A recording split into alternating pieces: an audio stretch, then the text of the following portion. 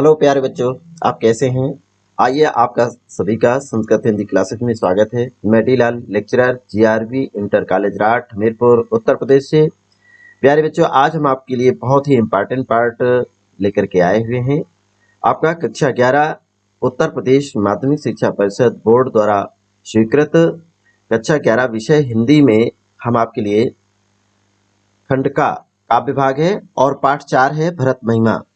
भरत महिमा का ये कल इसके पहले जो पार्ट 1 था, उसके अंदर हम आपको बता चुके हैं।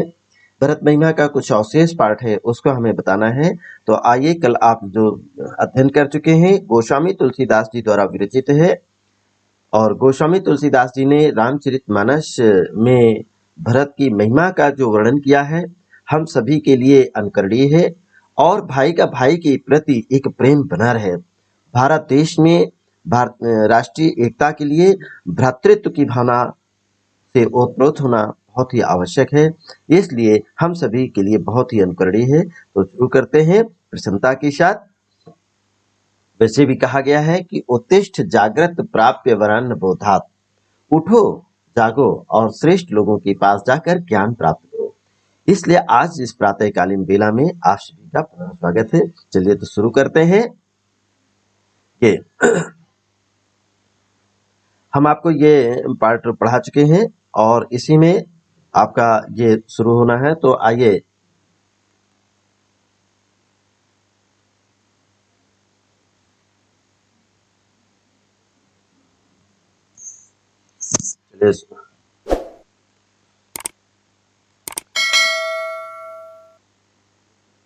सुनिए, देखिएगा, इसको शुरू करते हैं और सबसे पहले हमारे साथ स्वर वादन करेंगे।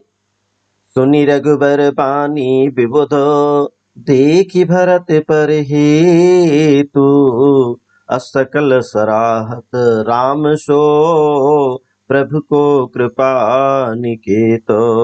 तो ये सुनी प्रस्तुत पद्यांश हमारी पाठ्य पुस्तक हिंदी काव्य के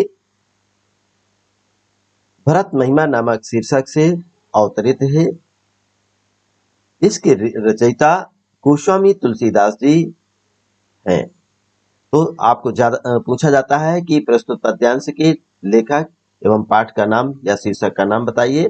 तो जब भी आप का पाठ का नाम पूछा जाता है या शीर्षक का नाम पूछा जाता है तो आप लिखेंगे भरत महिमा। बाकायदा हेडिंग डालिएगा, पाठ का नाम, और आगे लिखे भरत महिमा। उसके बाद आप लिखेंगे लेखक का नाम या कवि का नाम। तो आप कवि का नाम लिख करके आगे लिखेंगे गोस्वामी तुलसीदास जी। सुनी, आइए तो इसको हिंदी में व्याख्या भी संक्षेप में करते चलें, ताकि इससे संबंधित जो प्रश्न आपसे पूछे जाएंगे वो सभी प्रश्न आपको मालूम हो जाए, तुरंत ही ज्ञात हो जाए।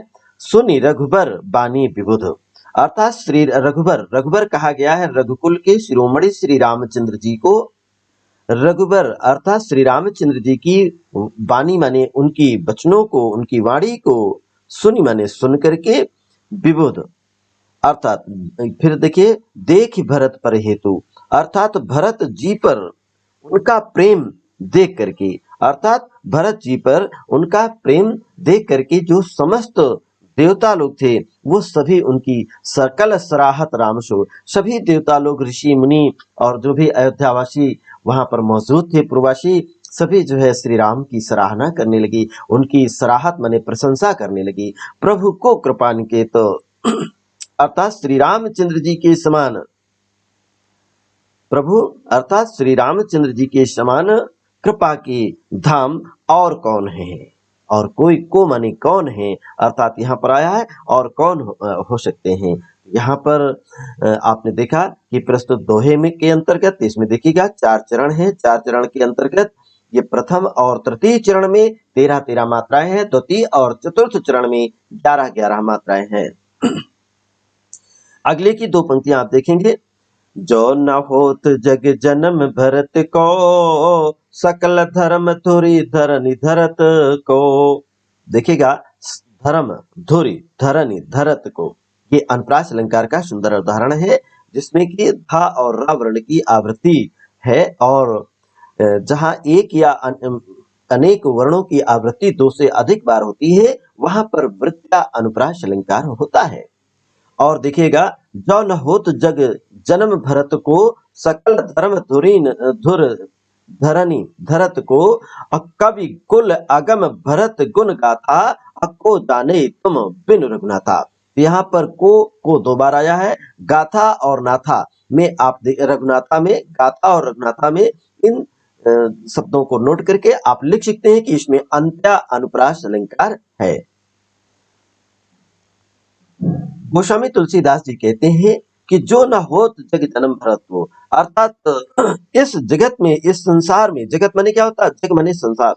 इस संसार में यदि भरत जी का जन्म ना होता तो सकल धर्म, अर्थात संपूर्ण, तो पृथ्वी पर संपूर्ण धर्मों की, संपूर्ण धर्म माने संपूर्ण धर्मों की धुरी को कौन धारण करता, अर्थात इस धुरी को कौन धारण करता।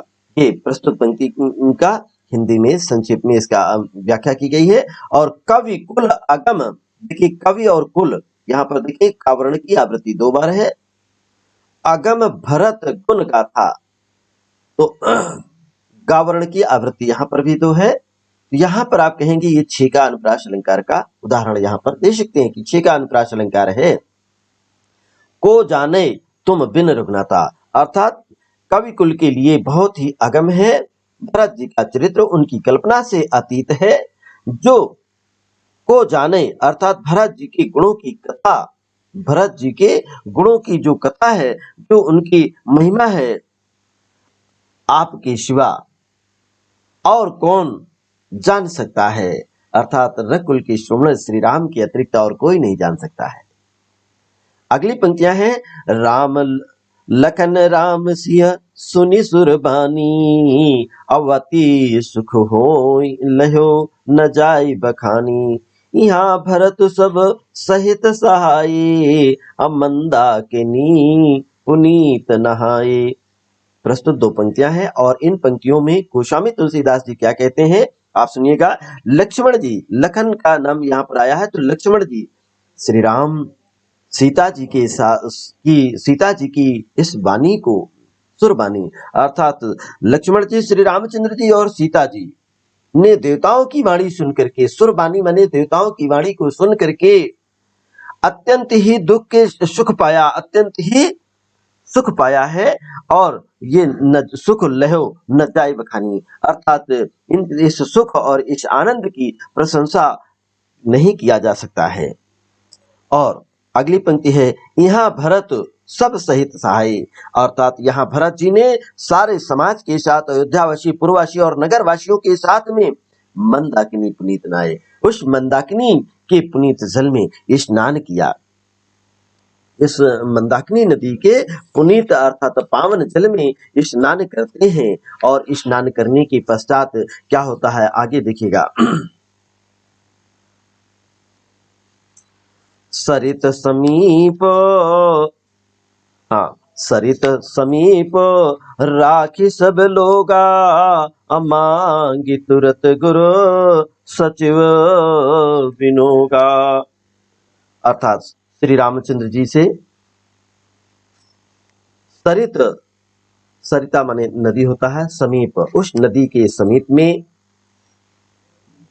राख सब लोगा, अर्थात सभी लोग वहीं पर रुके रहे।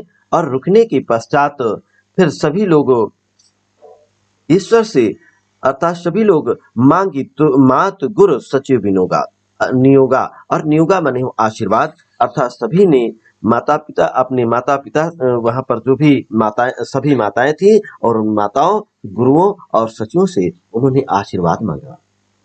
अब फिर इसके बाद देखिएगा अगली पंक्तियां हैं, चले भरत जहां सिया रघुराई, चले भरत जहां सिया रघुराई, असाथ निषाद नाथ लघु भाई। उस नदी में स्नान करने के पश्चात सभी ने अपने इष्ट की लिए प्रार्थना करने के पश्चात, और भरत जी ने अपने माता जी, अपने गुरुजनों और सचिवों से सभी से आशीर्वाद लिया, उनसे सलाह ली। उसके बाद चले भरत, भरत भैया चल दिए जहां पर सीता ही के साथ में रघुराई अर्थात रघुकुल के शिरोमणि श्री राम और उनके छोटे भाई लक्ष्मण जी थे। साथ में निषाद नाथ लघु भाई और साथ में निषाद नाथ निषादों के राजा निषाद नाथ के छोटे भाई को भी लघु भाई माने छोटे भाई को साथ में लेकर के चल देते हैं। असमुचि मातु कर तप सकु चाही। और भरत भैया की इस कर्तव्य को देख करके सभी माताएं अयोध्यावासी प्रवासी वहां पर संकोच करने लगते हैं। अकरत कुतर्क कोटि मन माही अर्थात नाना प्रकार की मन ही मन वो तर्क और कुतर्क करते हुए चले जा रहे हैं। राम लखन सुनी देखिएगा राम लखन सिय सुनि समनाऊ औठ जानी अनत जाहि तजी ठाऊ। समुझ कर्तव्य अर्थात राम और लक्ष्मण जी सीता जी सुन करके ममनाऊ अर्थात मेरी बातों को सुनकर के उठ जानी अनत जहि तज ठाऊ अर्थात जो उन्होंने एक संकल्प लिया है उन सभी को त्याग करके मेरे साथ वो चल देंगे। और फिर इसके बाद इन्होंने देखिए मन में नाना प्रकार की वो तर्क और कुतर्क करते हुए चलते जा रहे हैं। श्री लक्ष्मण राम लक्ष्मण और सीता जी के प्रति भरत भैया के और इन अयोध्यावासी पूर्ववासियों के मन में क्या भाव है, उस भाव के मन में देखिएगा कि राम लखन और सीता जी जब हमारी बातों को सुनेंगे तो निश्चय ही अपनी हट को अपनी जिद को छोड़ करके निश्चय हमारे साथ वो चल देंगे, वापस आ जाएंगे। यहाँ पर देखिएगा अनुप्रास अलंकार और उत्प्रेक्षा अलंकार की भी उदाहरण है। और अनुप्रास अलंकार के सभी पक्षों को चाहे वो छेका अनुप्रास रहा हो चाहे अंत्यानुप्रास रहा हो या वृत्त्यानुप्रास इन सभी के उदाहरण यहाँ देखने को मिलते हैं। काव्य सुंदर में इसमें बंधुत्व की भावना है, भाई का भाई के प्रति एक अनन्य प्रेम है, भाव एवं भरत की महिमा को व्यक्त किया गया है। पद्यांश में इसमें रस आपका शांत एवं भक्ति है और भाषा इसकी अवधि है। यदि शैली पूछी जाती है तो आप लोग शैली में बताएंगे इसकी शैली गेय है और कहाँ से ली गई है, इस शैली को कहाँ से लिया, तुलसीदास जी ने इस शैली को कहाँ से अपनाया है, तो आप बताएंगे सूफी संत कवियों से, चाहे वो कबीरदास जी रहे हो चाहे कुतुबन रहे हो या मंझन जी रहे हो जायसी जी रहे हो। तो जायसी जी ने भी देखिए मलिक मोहम्मद जायसी जी ने भी पद्मावत और अखरावट जो लिखा है तो उस पद्मावत में भी चौपाइयां और दोहों का ही वर्णन किया है, तो उनसे आपने लिया। और इसमें छंद का नाम देखिए ये दोहा है और दोहा के बाद ये चौपाइयां हैं। चौपाइयों में भी आपको बताए थे जहां काव्य में चौपाई एक सममात्रिक छंद होता है और सममात्रिक छंदों में देखिएगा जिसमें 4 चरण होते हैं और प्रत्येक चरण में 16-16 मात्राएं होती हैं, वहां पर चौपाई नामक छंद होता है। ये प्रस्तुत काव्य में ये सभी चौपाइयां दी गई हैं और ये चौपाई नामक छंद है।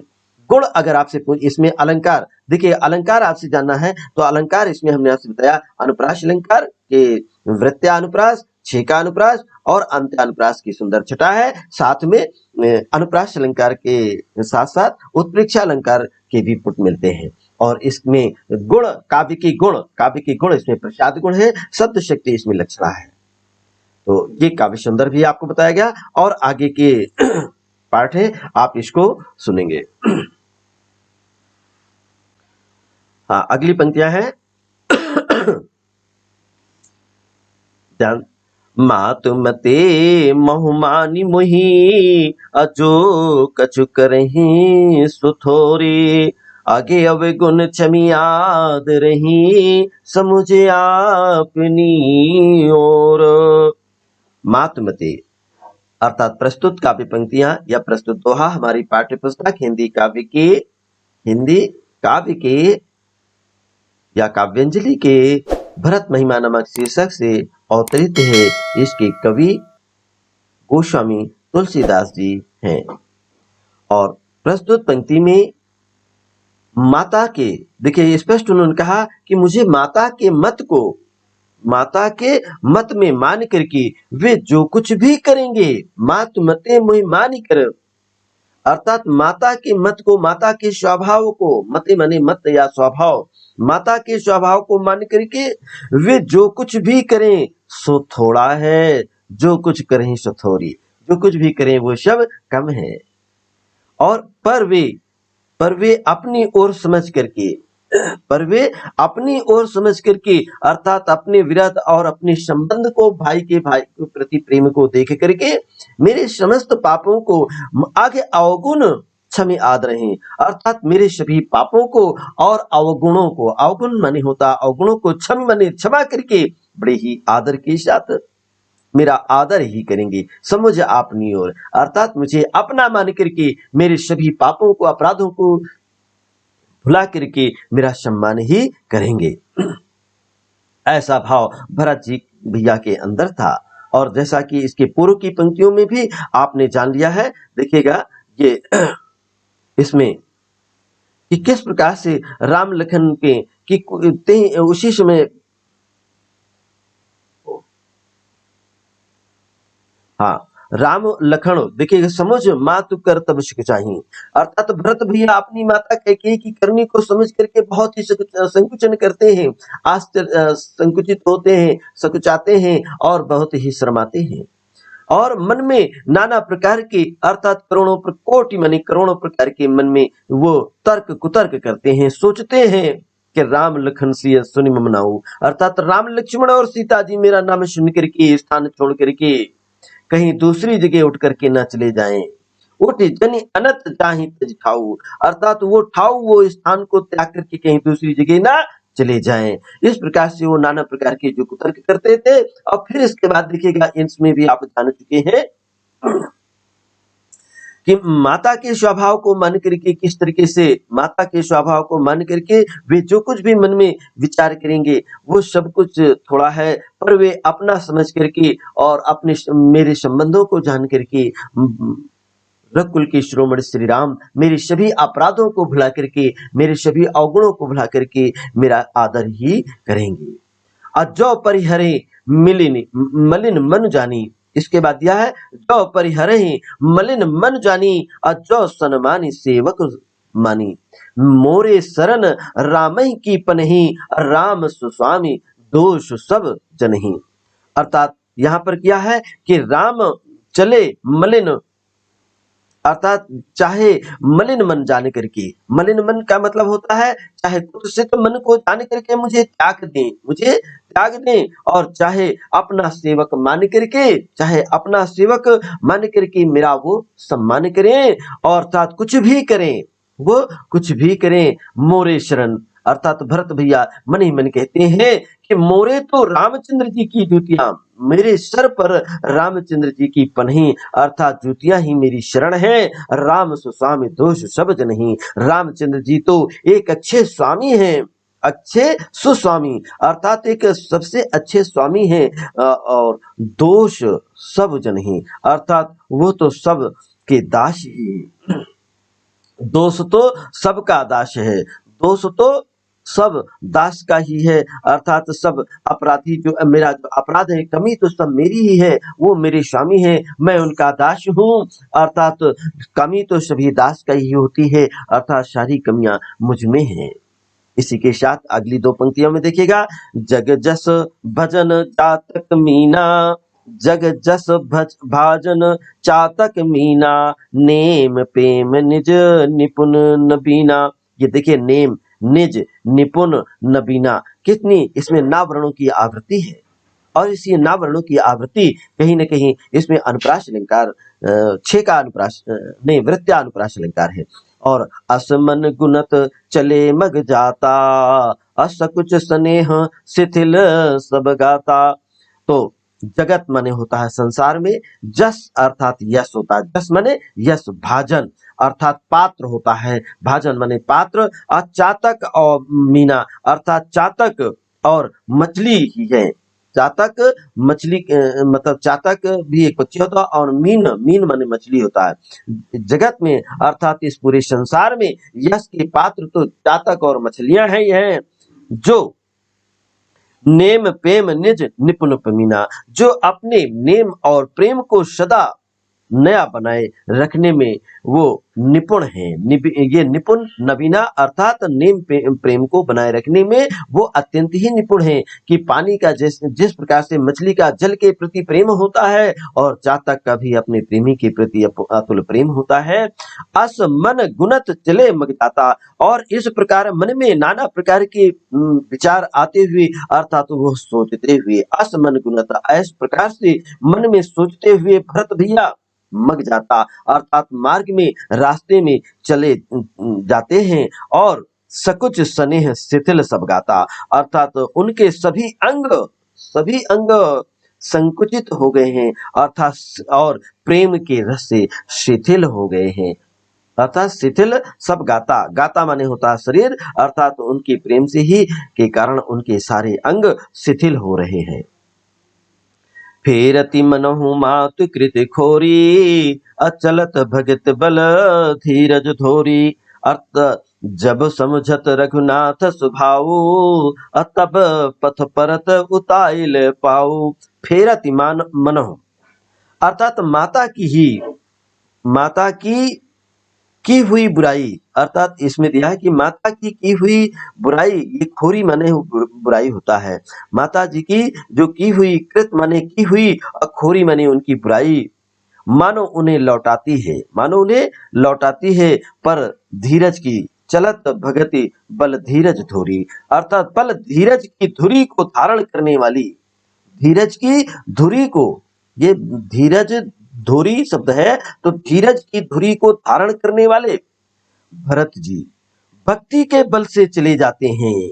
किसके बल से? भक्ति के बल से वो चले जाते हैं। जब समझत रघुनाथ स्वभाव, और जब श्री रघुनाथ जी के स्वभाव को वो जानते समझते हैं, समझते हैं अर्थात जानते हैं स्मरण करते हैं, तब पथ परत उताइल पाओ। तब पथ माने रास्ते में अर्थात मार्ग में उनके पैर बड़े ही जल्दी जल्दी, उताइल माने जल्दी जल्दी पड़ने लगते हैं। जब वो श्री रामचंद्र जी के स्वभाव को जानते हैं, याद करते हैं, तो उनके पैर रास्ते में जल्दी जल्दी पड़ने लगते हैं, आगे बढ़ने लगते हैं। अगली दो काव्य पंक्तियां हैं। भरत दशा तिहि अवसर कैसी, अजल प्रवाह जल अलिगति जैसी। देख भरत पर कर सोच स्नेहु, अभा निषाद तिहि समय विदेहु। अर्थात उसमें भरत भैया की दशा कैसी है, उस समय अवसर माने होता समय, तेही माने उस समय, तेही माने उस भरत भैया की उस समय की दशा कैसी, स्थिति कैसी है। जैसे जल प्रवाह अर्थात जैसे जल के प्रवाह में जल के भौरे, अली माने होता भौरे की गति होती है, और उसी प्रकार से भरत जी बड़े ही सोच विचार करके, भरत जी का जो सोच है और उनका जो प्रेम है स्नेह, भरत जी कर सोच और स्नेहु माने होता है उनका जो प्रेम है, ये सब देख करके भा निषाद ही समय विदेहु, उसमें निषाद राज जो है मानो विदेह हो गया हो अर्थात उनको देह की शुद्ध बुद्धि बिल्कुल नहीं रही। वो सिर्फ भरत भैया की दशा को देखते हैं और मन ही मन गुनते हैं, मन ही मन याद करते हैं कि एक भाई का भाई की प्रति कितना अनन्य प्रेम है। इस प्रेम की प्रशंसा करते हैं और वो जितने भी अयोध्यावासी, पुरवासी, नगरवासी साथ में थे, वो सभी भरत का अपने भाई के प्रति प्रेम को सुन करके, देख करके, उसकी दशा को देख करके सभी अपने शरीर की शुद्ध बुद्धि को खो बैठते हैं। काव्य सुंदर में आइए अध्ययन करते हैं। भरत जी अपनी माता कैकेयी की करनी को याद करके अपने आप से वो तर्क करते हैं और भाई श्री राम पर विश्वास करते हैं। भ्रातृत्व की भावना जागृत करने के लिए इसमें रस शांत एवं भक्ति रस है और भाषा इसमें अवधि है। छंद इसमें देखिएगा, प्रस्तुत काव्य में ये दोहा छंद है और नीचे दी गई ये चौपाई नामक छंद है। शैली इसमें गे है और अलंकार इसमें अनुप्रास अलंकार है और उत्प्रेक्षा अलंकार है और रूपक अलंकार भी है। काव्य के गुण इसमें प्रसाद गुण है और शब्द शक्ति इसमें व्यंजना एवं लक्षणा दोनों है। शब्द शक्ति, व्यंजना एवं लक्षणा दोनों ही है। तो आइए कुछ काव्य पंक्तियां आगे भी देखते हैं।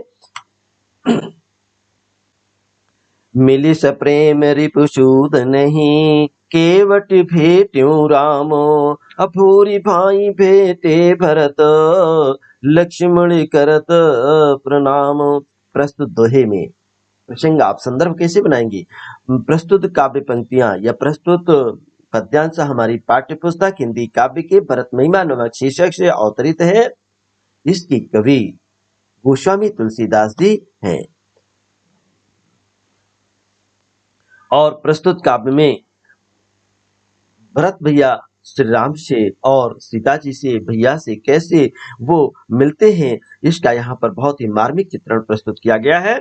पर मिल सप्रेम रिपुसूद नहीं, फिर श्री रामचंद्र जी प्रेम के साथ शत्रुघ्न से मिलकर के, फिर श्री रामचंद्र जी प्रेम के साथ शत्रुघ्न जी से रिपुसूदन ने, शत्रुघ्न जी से मिलकर रिपुसूदन शब्द कहा गया है शत्रुघ्न जी को।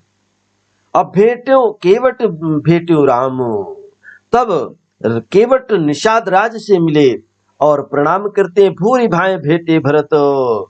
उसके बाद लक्ष्मण जी से भरत भैया अर्थात लक्ष्मण जी से भरत जी बड़े ही स्नेह के साथ उनको प्रणाम करते हैं और उनको भेंटते हैं।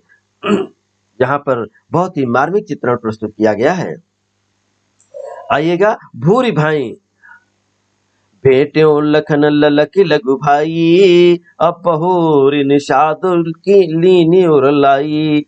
उस समय तब पुनि मुनिगण दो भाई न बंदे, और अभिमत आशीष पाई आनंदे। तब देखिएगा प्रस्तुत दो काव्य पंक्तियों का। तब लक्ष्मण जी ललक करके, बड़ी ही ललकता के साथ, अर्थात जब आप जैसे अपने प्रेमियों से दौड़ करके मिलते हैं उस प्रकार बड़ी ही उमंग के साथ, ललक शब्द जो आया है यहाँ उमंग के साथ है, बड़ी ही उमंग के साथ अपने छोटे भाई शत्रुघ्न जी से सबसे पहले मिलते हैं और फिर उन्हें निषाद राज को हृदय से लगा लिया जाता है। और इसी के साथ ही फिर भरत भैया शत्रुघ्न दोनों भाइयों ने उपस्थित होकर के अपने मुनि को प्रणाम करते हैं। लक्ष्मण करत प्रणाम, अर्थात मुनियों को प्रणाम किया जाता है और इच्छित आशीर्वाद पाकर के वे भी आनंदित होते हैं। अभिमत पाई आशीष पाई आनंदे, अर्थात सभी बड़े ही आनंदित होते हैं, उन्हें इच्छित मनचाहा आशीर्वाद मिलता है। सानुज भरत उमगी अनुरागा, अथरी सिरसिय पद पद में परागा, पुनि पुनि करत प्रणाम उठाए, असिर कर कमल परसि बैठाए। यहाँ पर सानुज, सानुज माने होता है छोटे भाई शत्रुघ्न के सहित, छोटे भाई शत्रुघ्न सहित भरत जी ने बड़े प्रेम से, प्रेम में उमंग में आकर के, बड़ी ही उमंग में आकर के सीता जी के चरणों की रज अपने सिर पर धारण करते हैं। धरि सिर सिय पद पदम परागा, अर्थात अपने सिर पर सीता जी के चरणों की रज को, उनकी धूल को अपने सिर पर धारण करते हैं और बार बार प्रणाम करने लगते हैं। पुनि पुनि करत प्रणाम उठाए, अर्थात बारंबार प्रणाम करने लगे और सीता जी ने उन्हें बड़े प्यार से उन्हें उठा करके उनके सिर को अपने कर कमलों से स्पर्श करते हैं। सिर कर अर्थात सीता जी ने अपने हाथों से उनके सिर पर हाथ रखते हैं और कर कमल, अर्थात यहाँ पर रूपक कर कमल में यहाँ कमल रूपी हाथों से, कमल रूपी हाथों से उठा करके स्पर्श करके, परसी माने स्पर्श करके बैठाए, उनको अपने पास में बैठाया। आशीष दीनि मन माही, मगन स्नेह देहि सुध नाही, मगन स्नेह देहि सुधि नाही। सीता और सब विधि अनुकूल लखी सीता, सब विधि सानुकूल लखी सीता, अबे निसोच रे अप डर बीता। सीता जी ने मन ही मन, सिय आशीष दीनि मन माही, सीता जी ने मन ही मन इन छोटे भैया को आशीर्वाद प्रदान किया क्योंकि वे स्नेह में मग्न हैं। अर्थात मगन स्नेह देहि सुध नहीं, अर्थात वो प्रेम में मग्न है, स्नेह में मग्न है और उन्हें अपने शरीर की शुद्ध बुद्ध बिल्कुल नहीं है। सब विधि सानुकूल लखि सीता, सीता जी सभी प्रकार से उनको अपने अनुकूल देख करके भरत जी सीता जी को अर्थात सीता जी को सब प्रकार से अपने अनुकूल देख करके भरत जी रहित सोच से रहित हो गए, निशोच हो गए, सोच से रहित हो गए और उर अपडर बीता उनके हृदय का जो कल्पित भय था, जो कभी मन में वो सोचते थे कि कहीं भरत भैया मतलब हमारे से दूर ना चले जाए, हमसे कैसे क्या क्या कहेंगे, ये सब उनका डर जो है सभी भाग जाता है और सभी भय उनका दूर हो जाता है। को कछु कहे न को कछु पूछा, अप्रेम भरा मन निज गति छूछा, तेहि अवसर केवट धीरज धर, अजोरी पानी बिनवत प्रणाम करी। को कहा, देखिएगा उस समय ना तो कोई किसी से कुछ पूछता है, ना कोई किसी से कुछ कहता है, ना को कछु कहे, कोई किसी से कुछ कह नहीं रहा है और ना को कुछ पूछा, वो ना कोई किसी से कुछ पूछ रहा है। अब प्रेम भरा मन निज गति छूटा, और सभी प्रेम के भाव से परिपूर्ण हैं।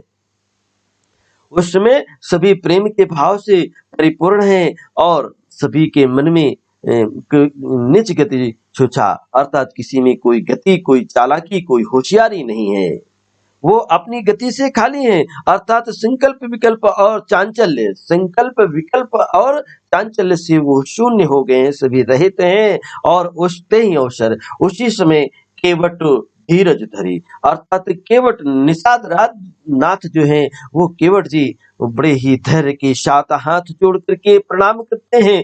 जोरी पानी बिनवत प्रणाम करी, अर्थात हाथ जोड़ करके प्रभु श्री रामचंद्र जी को प्रणाम करते हैं। अब प्रणाम करने के बाद देखिएगा ये प्रस्तुत जो काव्य पंक्तियां हैं, इसमें भरत जी बड़े भाई श्री रामचंद्र जी, सीता जी एवं लक्ष्मण जी का भावपूर्ण मिलन का यहाँ पर वर्णन किया गया है।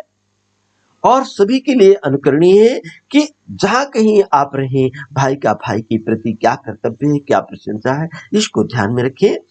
रस इसमें रस शांति रस है और शांत रस और भक्ति रस है। भाषा इसमें अवधि है और छंद इसमें दोहा एवं चौपाइयां हैं। शैली इसकी गे है और इसमें अनुप्रास अलंकार, उपमा अलंकार तथा रूपक अलंकार है। काव्य के गुण इसमें प्रसाद गुण है, शब्द शक्ति इसमें व्यंजना और लक्षणा दोनों है। आइए कुछ काव्य पंक्तियां हमारी और भी शेष रह गई हैं, इनका भी हम आप लोग अध्ययन करते हैं। देखिएगा नाथ नाथ मुनि नाथ के मातु शकलपुर लोग, सेवक सेनप सचिव सब आए विकल वियोग। प्रस्तुत दोहा छंद हमारी पाठ्य पुस्तक हिंदी काव्य के भरत महिमा नामक शीर्षक से अवतरित है। इसके कवि गोस्वामी तुलसीदास जी हैं। अब इसके बाद प्रशंसा में आप इसके प्रसंग कैसे लिखेंगे।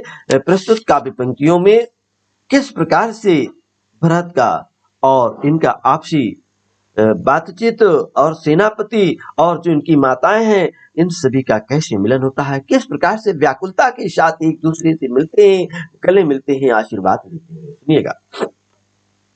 हे नाते नाथ नाथ मुनि नाथ के, नाथ नाथ दो बार आया है, तो यहाँ पर आप क्या कहेंगे, नाथ नाथ कहा गया है दो बार।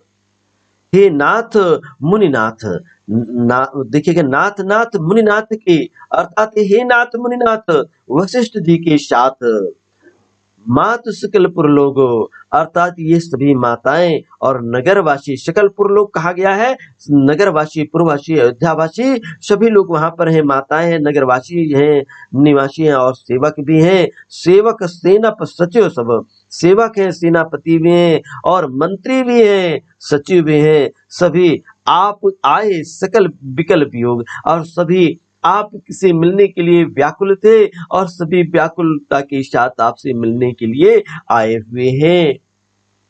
उसी समय ये नाथ नाथ शब्द जो 3 बार आया है, देखिएगा नाथ नाथ नाथ, इसमें अनुप्रास अलंकार की सुंदर छटा है। लेकिन जब एक शब्द 2 बार या 3 बार आए और उसका अर्थ नहीं बदले, यदि अर्थ बदल जाता है प्रत्येक शब्द का, देखिए शब्दों की आवृत्ति हो और प्रत्येक बार यदि अर्थ बदल जाता है, ऐसी स्थिति में यमक अलंकार हो जाता है। लेकिन जब शब्द का अर्थ न बदले, वहां पर पुनरुक्ति प्रकाश अलंकार होता है, अर्थात पुनरुक्ति प्रकाश अलंकार होता है। यहाँ पर पुनरुक्ति प्रकाश अलंकार का सुंदर उदाहरण है। हाँ, तो आप ध्यान दें अगली पंक्तियों में, शील सिंधु सुनि गुर अवगनु, शील सिंधु सुनि गुर आगवनु, असिय समीप राखे रिपदवनु, चले सबेग राम तिहि काला, अधीर धर्म धुर दीन दयाला। गुरु का आगम, देखिएगा गुरु का आगमन सुन करके, आगमनु गुरु आगमनु, अर्थात गुरु जी के आगमन को सुन करके श्री रामचंद्र जी ने क्या किया, शील के समुद्र हैं, शील सिंधु अर्थात शील के सागर हैं। ऐसे ही शील के सागर प्रभु श्री रामचंद्र जी ने सीता के साथ सीय समीप, ठीक है, सीता जी के पास रघुनाथ जी को रिपदोनु को छोड़ दिया। रिपदोनु अर्थात शत्रुघ्न भैया को वहां पर सीता जी के पास छोड़ दिया कि आप यहाँ पर उनकी देखभाल करेंगे, साथ में रहेंगे। चले सबेग राम तिहकाला, रामचंद्र जी उसी समय बड़े ही तीव्रता के साथ, बड़ी ही तीव्रता के साथ अर्थात बड़े धीर के साथ, धीर धर्म धुर दीन दयाला, अर्थात वे परम धीर हैं और धर्म के धुरंधर हैं और दीनों पर दया करने वाले हैं। प्रभु श्री रामचंद्र जी उसी समय बड़ी तेजी के साथ, वेग के साथ चल पड़े जहां पर सभी लोग उपस्थित थे। गुरु देखिए, गुरु ही देखी सानुज अनुरागे, अदंड प्रणाम करन प्रभु लागे, मुनिवर धाई लिए और लाई, अप्रेम उमगी भेटे दो भाई। यहाँ पर गुरु जी ने क्या किया, गुरु जी के दर्शन करके, गुरु जी के दर्शन करके लक्ष्मण जी सहित, सानुज माने क्या होता है, अनुज, सा अनुज, लक्ष्मण जी सहित प्रभु श्री रामचंद्र जी बड़े प्रेम में भर गए और प्रेम के साथ दंडवत प्रणाम करने लगे। प्रभु श्री रामचंद्र जी और छोटे भैया लक्ष्मण जी अपने गुरु जी को सिर झुका करके, उनको लेट करके दंडवत प्रणाम किया। दंडवत प्रणाम जब करते हैं तो साष्टांग प्रणाम एक होता है, दंडवत प्रणाम करते हैं, वहां पर सिर झुका करके उनके चरणों में बैठ जाते हैं। और मुनिवर धाई लिए और लाई, उसी समय मुनिवर अर्थात ये मुनिवर कहा जाता है, मुनियों में सबसे श्रेष्ठ, मुनियों में सबसे श्रेष्ठ हैं वशिष्ठ जी। धाई माने दौड़ करके, वशिष्ठ जी ने दौड़ करके उन्हें हृदय से लगा लिया, उठा करके उनको अपने हृदय से लगा लिया और प्रेम में उमंग, प्रेम उमंग भेंटे दो भाई। और प्रेम में जो उनके हृदय में प्रेम उमड़ रहा था, उस प्रेम के उमड़ते हुए प्रेम के साथ वे दोनों को, भाइयों को अपने हृदय से मिला लेते हैं, लगा लेते हैं। और आगे की दशा देखिएगा, प्रेम पुलक केवट कही नामो, अकीन दूर ते दंड प्रणामो, राम सकार सी अकबर बस भेंटा, अजनो मही लुटत स्नेह समेटा। देखिएगा, प्रेम पुलकी, प्रेम में पुलक करके अर्थात प्रभु श्री रामचंद्र जी ने भी, और निषाद राज की स्थिति का वर्णन करते हुए गोस्वामी तुलसीदास जी कहते हैं कि फिर प्रेम से पुलकित होकर के अर्थात आनंद में से परिपूर्ण होकर के केवट निषाद राज, यहाँ पर आया है केवट निषाद राज, केवट अर्थात निषाद राज ने अपना नाम लेकर के दूर से ही, कीन दूर ते दंड प्रणामा, बड़ी दूर के साथ में केवट निषाद नाथ में आपको प्रणाम करता हूँ, निषाद राज, मैं निषादों का राजा आपको प्रणाम करता हूँ। और दूर से ही वो प्रणाम करते हैं और उसी समय राम सखा ऋषि बरबस भेंटा, और ऋषि वशिष्ठ जी ने राम सखा जान करके अर्थात प्रभु श्री रामचंद्र जी को मित्र मान करके उन्होंने उनको बरबस बारंबार जबरदस्ती हृदय से लगा लिया। देखिएगा, जानो मही लुठत स्नेह समेटा, अर्थात बड़े जबरदस्ती लुठत शब्द जो आया है, एक तरीके से बरबस उनको बलपूर्वक उनको बरबस शब्द जो आया है बरबस अर्थात बलपूर्वक उनको अपने हृदय से लगा लिया, मानो जमीन पर लौटते हुए जमीन पर लौटते हुए प्रेम को समेट लिया हो। जैसे आप कोई चीज आपकी बहुत प्रिय वस्तु मिल गई हो और जमीन पर पड़ी हो, उसको सभी को अपने प्रेम के साथ उसको समेट लिया हो। इस तरीके से जन मही लुठत स्नेह समेता, अर्थात पृथ्वी पर पड़े हुए मानो उस प्रेम को जबरदस्ती उन्होंने लौटते हुए उस प्रेम को समेट लिया हो। यहाँ पर जन जानो मन मानो उत्प्रेक्षा अलंकार इसमें है, और अगले देखिएगा रूपक अलंकार की भी दर्शन है। रघुपति भगत सुमंगल मूला, अन्नभ सराहि सुर बर सही फूला, यही सम निपट नीच को नाही, अबड़ वशिष्ठ सम को जगमाही। रघुपति अर्थात रघुकुल के स्वामी, रघुपति कहा जाता है रघुनाथ जी को, रघुकुल के शिरोमणि प्रभु श्री रामचंद्र जी को। भगति अर्थात बड़ी ही भक्ति के साथ, सुमंगल अर्थात सुंदर मंगलों का मूल है, अर्थात वह मंगलों की मूल है, जड़ है। नभ सराही अर्थात नभ माने आकाश से, सराही अर्थात सभी उनकी प्रशंसा करके सराहना करते हुए, सुर माने देवता लोग, बर सही फूला, और सभी उनकी प्रशंसा करते हुए देवता लोगों ने फूलों की आकाश से वर्षा करने लगे, आकाश से फूलों की वर्षा करने लगे। और जिसमें आकाश से फूलों की वर्षा होने लगी, वे कहते क्या है, यही समय निपट नीच को नाही। उस समय इस पृथ्वी तल पर ना कोई छोटा है ना कोई बड़ा है, ना कोई ऊंचा है ना कोई नीचा है, केवट नाथ अर्थात निषाद नाथ ने दूर से ही गुरु जी को प्रणाम किया था, और अपना नाम लेकर के वैसे ही दौड़ करके उन्होंने जाकर उनको अपने हृदय से लगा लिया और बलपूर्वक उनको भेंटा बरबस।